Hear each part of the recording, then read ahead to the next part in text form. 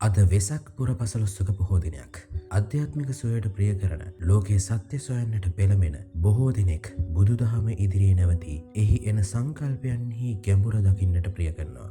මිත්‍රවරුනි, අපි ඒ නිසා අද ආගම් සහ දර්ශනවාද කොටසට අදාළව බුදුදහමේ මූලිකම අරමුණ වන නිර්වාණය පිළිබඳව කොලෝසියමින් සංවාදයක් ගොඩනගන්නට සිතුවා.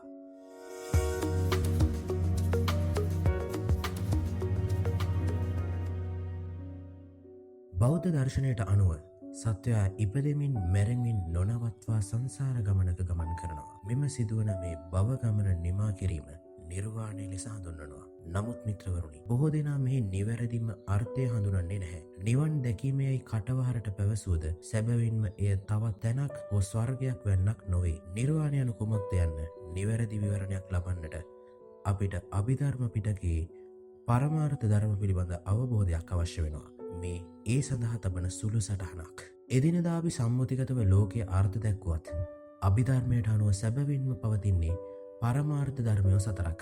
ඒවා චිත්ත, චෛතසික, රූප හා නිබ්බාන නම් වෙනවා. චිත්ත හේවත් විඥාණය සෑම චිත්තක්ෂණේ නම් වූ ඊ타මත් කුඩා කාල ඒකකයකට වරක් නවසිතක් උපදමින් නැති වෙනවා. මේ ක්‍රියාවලිය නොනවත්වා සිදුවීම නිසා සිත් පරම්පරාවක් හටගන්නවා. මේ ක්‍රියාවලිය ඊ타මත් වේගවත්ව සිදුවන නිසා ජීවත් වෙනවා යන සජීවී හැඟීමක් ආටෝපනය වෙනවා. ඒ වගේම මිත්‍රවරුනි, රූපේ කුඩාම ඒකකය වන රූප කලාපයත් මේ ආකාරයෙන්ම රූප පරම්පරාවක් පවත්වා ගන්නවා.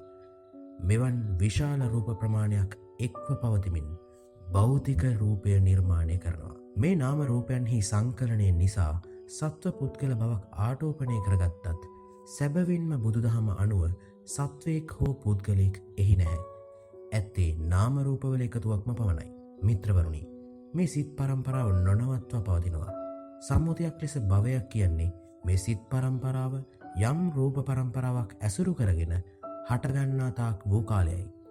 නමුත් සම්මුති භවයක් සම්මුති මරණයකින් නිමා වුවත් පෙරකී සිත් පරම්පරාව යලිත් වෙනත් රූප පරම්පරාවක් ඇසුරු කරගනිමින් නොනසී පවතින බව බෞද්ධ ඉගැන්වීමයි.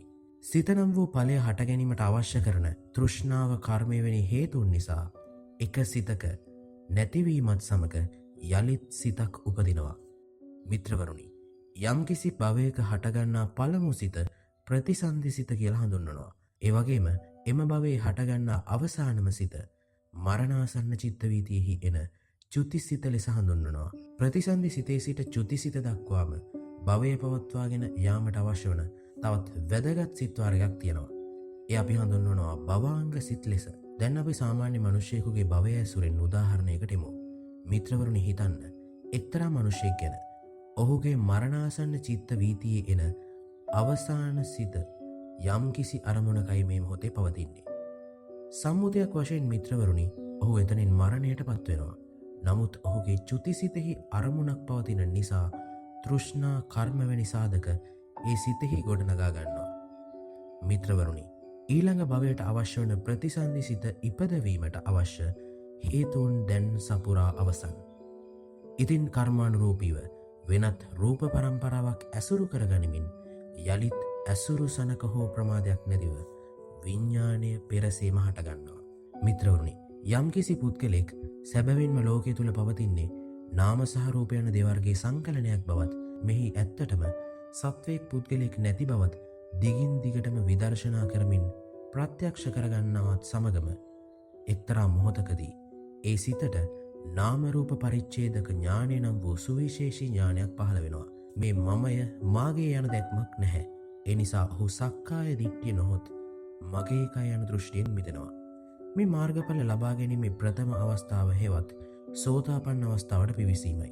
තවදුරටත් විදර්ශනා කරමින් යන මේ පුද්ගලයා කිසිදු අරමුණක ඇලෙන්නේ හෝ ගැටෙන්නේ නැති තැනකට සිත දියුණු කිරීම අරිහත් තත්වයට පත්වීම ලෙස හඳුන්වනවා. සිතක් හටගන්නේ හේතුවක් සහිතව. ඒ හේතුව නැතිනම් ඵලය හටගන්නේ නැහැ. පෙරකී භවාංග සිත්වලට පුළුවන් මරණය දක්වා සිත් උපදවමින් භවය පවත්වාගෙන යන්න. දැන් මේ පුද්ගලයාගේ මරණාසන්න චිත්ත වීතිය ගැන සිතමු.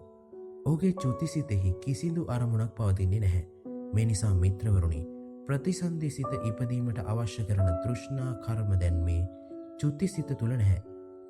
ඉතින් මිත්‍රවරුනි, චුතිසිතත් සමගම විඤ්ඥානය එසේ හට ගැනීම අවසන් වෙනවා. ඒ කියන්නේ මිත්‍රවරුණි විඤ්ඥානය යළිත් හටගන්නේ නැහැ. මෙන්න මේ විඤ්ඥානය යළිත් හට නොගැනීම තමයි මිත්‍රවරුණි නිර්වාණ ධාතුව ලෙස හඳුන්වන්නේ. බුද්ධ දර්ශනය අනුව ලෝකයේ තුළ පරමාර්ථ ධර්ම හතරක් පවතිනවා. චිත්ත චෛතසික රූපයන සංකත ධර්මයන් පැවැත්ම සැබවින්ම පෙනෙන හෝ පවතිනවායයි දැනෙන දේවල්. නමුත් මිත්‍රවරුණි නිර්වාණය කියන්නේ සැබවින්ම පවතින දෙයක් වුවත් නිර්වාණය මෙයයි පෙන්වන්නට බැහැ. මේ නිසා නිර්වාණ ධාතුව අසංකත ධර්මයක් ලෙස හඳුන්වනවා.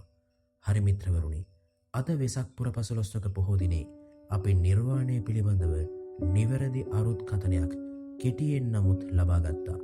එනම් මිත්‍රවරුණි මේ වගේ අරුත් පරවැටසටහනකින් ඉදිරියේදී හමුවන දෙක් රැඳී සිටින්න කොලෝසියම සමඟ සියලු දෙනාටම තෙරුවන් සරණයි.